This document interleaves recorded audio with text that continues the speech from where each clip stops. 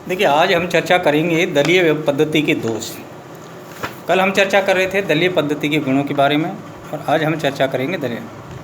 देखिए, प्रतिनिधित्वात्मक प्रजातंत्र में राजनीतिक दलों के अनेक उपयोगी कार्य किए जा सकते हैं, किंतु वर्तमान समय के लोकतंत्रात्मक राजनीतिक दल जिस प्रकार से कार्य करते हैं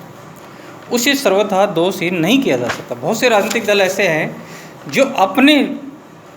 विचार से प्रभावित व्यक्तियों के हित में काम करना चाहते हैं। जैसे इसके अंतर्गत हम लोग सबसे पहले लेते हैं लोकतंत्र के विकास में बाधा। किसी भी देश की लोकतंत्रात्मक शासन व्यवस्था में व्यक्तिगत स्वतंत्रता, किसी देश की लोकतंत्रात्मक शासन व्यवस्था व्यक्तिगत स्वतंत्रता पर आधारित होती है, ये सही है। परंतु लेकिन राजनीतिक दल इस व्यक्तिगत स्वतंत्रता का अंत कर लोकतंत्र के विकास में बाधक बन जाते हैं। बहुत से ये है कि राजनीतिक दल अगर उनको वो राजनीतिक दलों से संबंध जिसकी शासन सत्ता होती है, वो राजनीतिक दल स्वतंत्रता के नाम पर मन मर्जी से कार्य करने लग जाते हैं, जो कि लोकतंत्र के लिए एक बाधक है। सपोज उदाहरण के लिए हम बता सकते हैं कि जैसे मान लीजिए अगर एक जाति विशेष, वर्ग विशेष या उसी राजनीतिक दल से संबंधित व्यक्तियों के हित में ही काम किया जाएगा और दूसरे राजनीतिक दलों के व्यक्तियों के हितों में काम नहीं किया जाएगा, तो निश्चित रूप से वो लोकतंत्र के लिए एक बाधक है। तो लोकतंत्र के विकास में बहुत से, जैसे आज हम अपने देश की संस्थात्मक शासन व्यवस्था का उदाहरण लेते हैं, या अन्य एशिया, अफ्रीका और लातिन अमेरिका के बहुत से स्वतंत्र विकासशील राष्ट्र हैं जो आज उतना विकास नहीं कर पाए जितने कि पश्चिम के जो देश हैं वो आज विकसित देश हो चुके हैं। कारण सीधा सा है कि यहाँ की राजनीति, यहाँ की लोकतंत्रात्मक व्यवस्था जाति, धर्म या संप्रदाय के आधार पर कई बार विभाजित हो जाती है, और एक जाति विशेष, धर्म विशेष और अपने राजनीतिक दल से संबंधित व्यक्तियों के हितों में कार्य किया जाता है।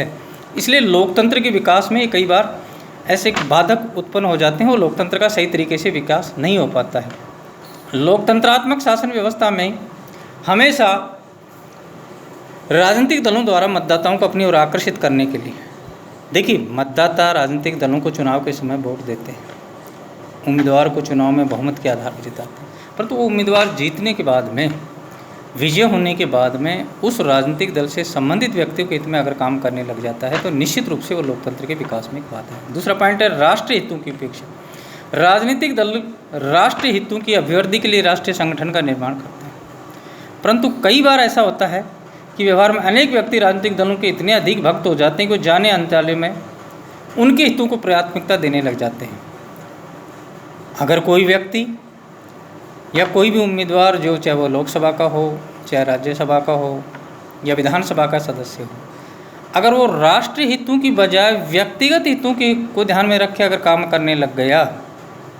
तो देश का विकास नहीं, तो फिर वो दलीय व्यवस्था एक तरह से दोष देखा गया है, प्रायतः संभव है। जाति विशेष का महत्व, वर्ग विशेष का, संप्रदाय के आधार पर लोग बढ़ जाते हैं, धर्म के आधार पर चुनाव होते हैं,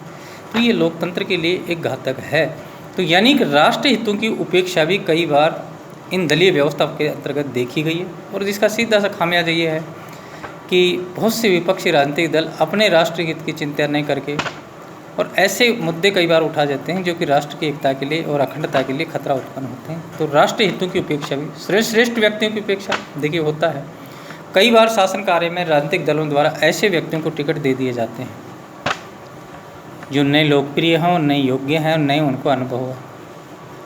और भारतीय संसदात्मक शासन व्यवस्था में तो कई बार ऐसा देखा कि व्यक्ति जो जेल में है और फिर भी चुनाव लड़ रहा है और जीत रहा है। तो यानी अच्छे व्यक्ति, अच्छे ईमानदार व्यक्ति जिनको राजनीति में आना चाहिए, जिनको राजनीतिक दलों द्वारा टिकट दिया जाना चाहिए, उनको नहीं देकर केवल उन व्यक्तियों को टिकट दिया जा रहा है जो अपनी दमनता के आधार पर, अपनी निरंकुशता के आधार पर चुनाव जीत के आ जाएं और पैसे के बल पर, धन बल के आधार पर, और बाद में वही उम्मीदवार जीतने के बाद में केवल अपने व्यक्तिगत हित की, अपने स्वार्थ की पूर्ति करने लग जाता है। उसको जनता के आम भावनाओं या आम मुद्दों से कोई मतलब नहीं है। तो ये भी एक, जो ये व्यक्ति श्रेष्ठ व्यक्तियों के अनुभवी या लोकप्रिय व्यक्तियों की उपेक्षा करके के एक ऐसे व्यक्तियों को अगर चुनाव में आने का अवसर मिल जाता है, ये भी ठीक है कि वो चुनाव जीत रहे हैं, जनता ने उनको